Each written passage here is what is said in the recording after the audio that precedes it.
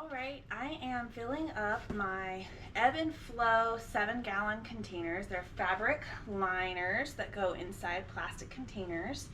And I am using a mix of recycled soil from a previous run. So it's full of cannabis roots, and it's got peat moss and cocoa coir and rice hulls and a little bit of pumice.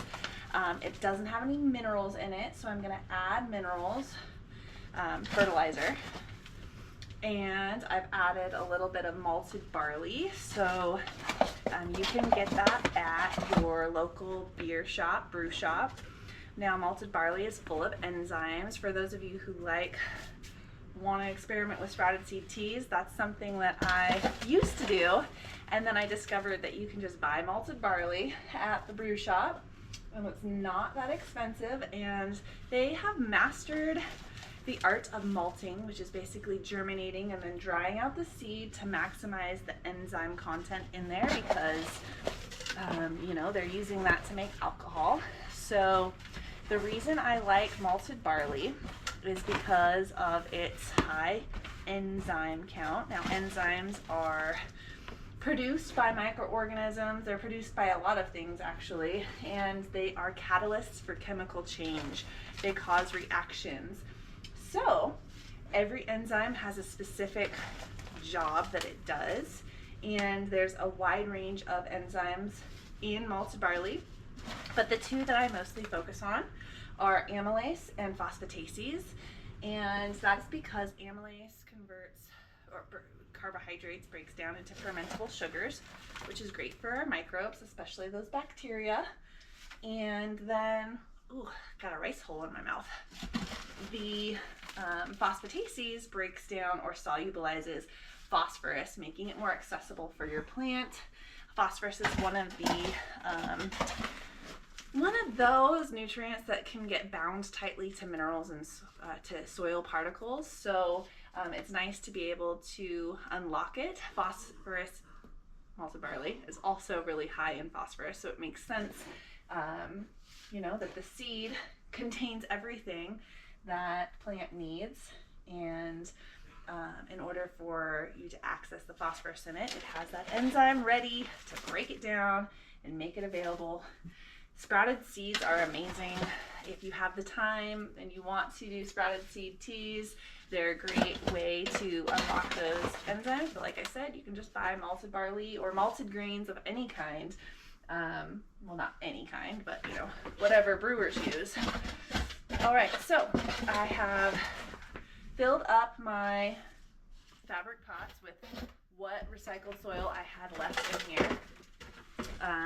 So that was just those old root balls with the pumice, the rice hulls, and I'm going to do a cup full of malted barley in each of these 7-gallon containers.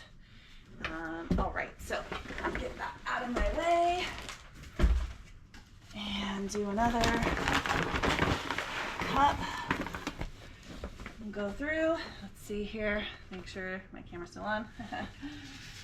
Got that malted barley in there, just sprinkling some in the soil mixture. Awesome, there we go.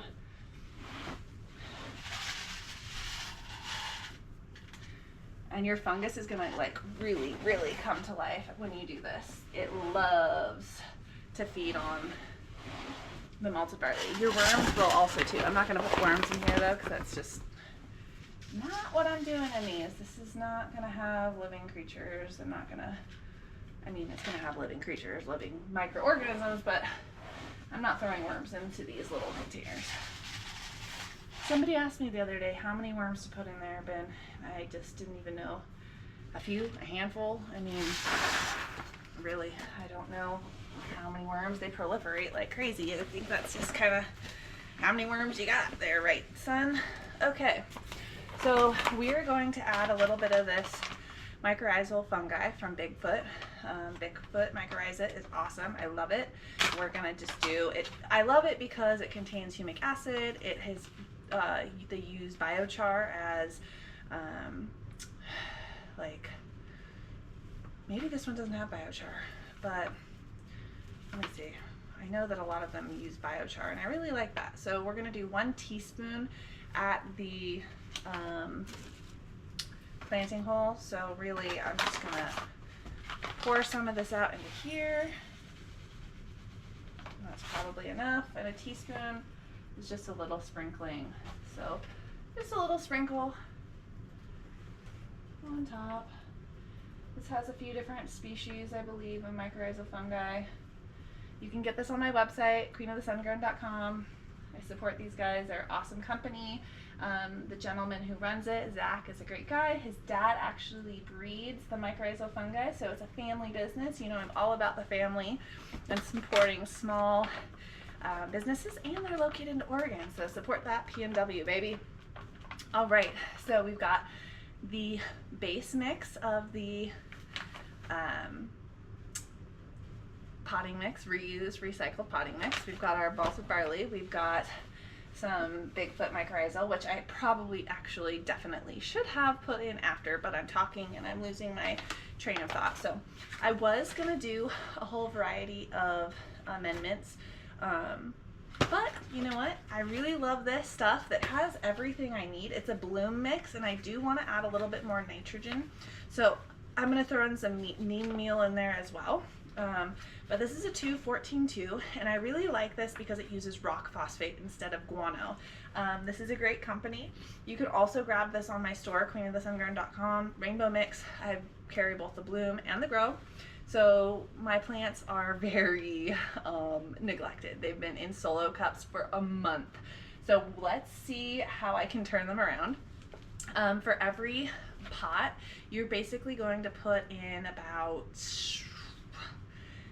I want to say, we're going to go strong. So 4 tablespoons per gallon, or cups per cubic foot of soil. Okay, so I know these are 7-gallon pots, so 4 tablespoons is, I need my phone. Let's do math here. Math is good for your brain. So how many tablespoons in a cup? So there's 16 tablespoons in 1 cup. So I have a 1/3 cup, and these are 7-gallon containers. So 7 times 4 is 28. So I'm going to want to do, there's 16 tablespoons in a cup, 16, 28, 8 tablespoons, so a cup and a half. But I typically like to go 75% dosage, so I am going to just say 1 cup to start out, because I'm also going to add neem meal into there. So be careful, don't breathe this in. And I was going to wear a mask. Actually, I do have a mask. I'm just going to put it on. Sparkles. Okay. So sprinkle that is 1/3. Look at that. You can see it, the dust rising. So I'm not even going to really sprinkle it. I'm literally just going to, I should turn the fan on too. So I'm going to turn the fan on. And I'm just going to put, this is, I'm not going to sprinkle it around because I'm going to use my hands, or a little, literally just dump 1/3 cup onto each of these to start, and then I'll work my way through and see if I have enough in here to do a full cup, because I actually have a lot of other nutrients that I can mix in. So I like this stuff, like I said, because it has rock phosphate instead of guano. And I don't support the guano industry, or I try not to. The way that guano is harvested is really unsustainable for the ecosystems that support the species that live within them. Rock phosphate can become really inaccessible to your plant though, or like insoluble. It takes a long time to break down. But that's okay, because we are adding all that malted barley to help unlock it. So let's see how many we can get.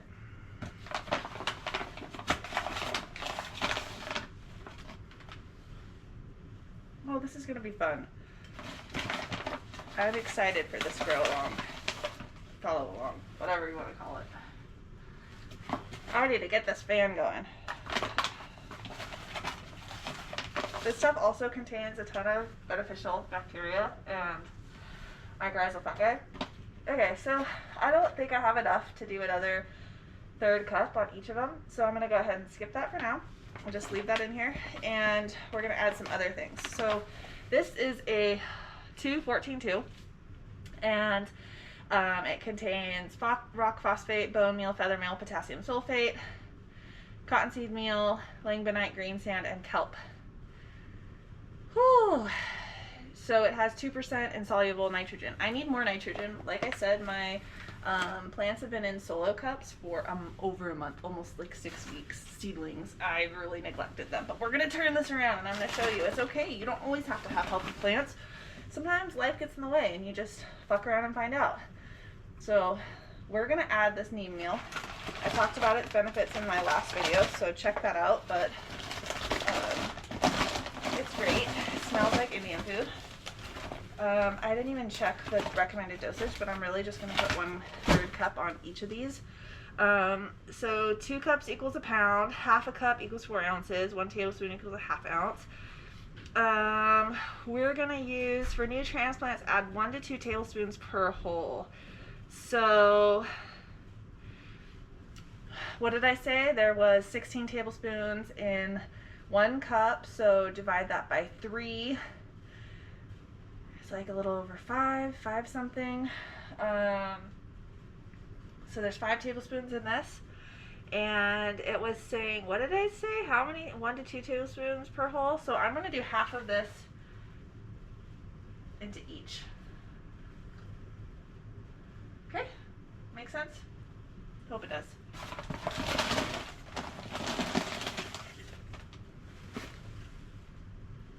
Neem meal.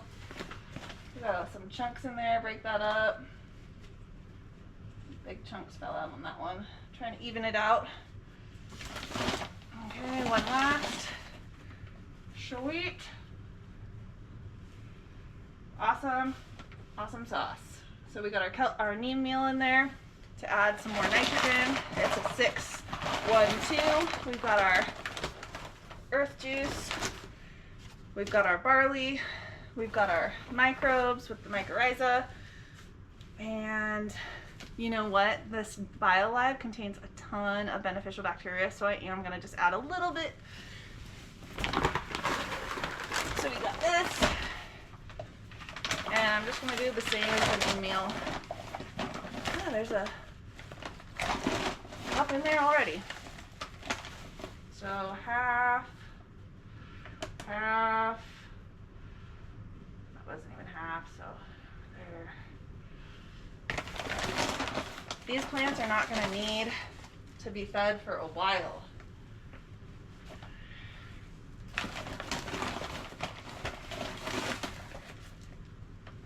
This stuff has chitin from all the crustacean meal, like crab meal.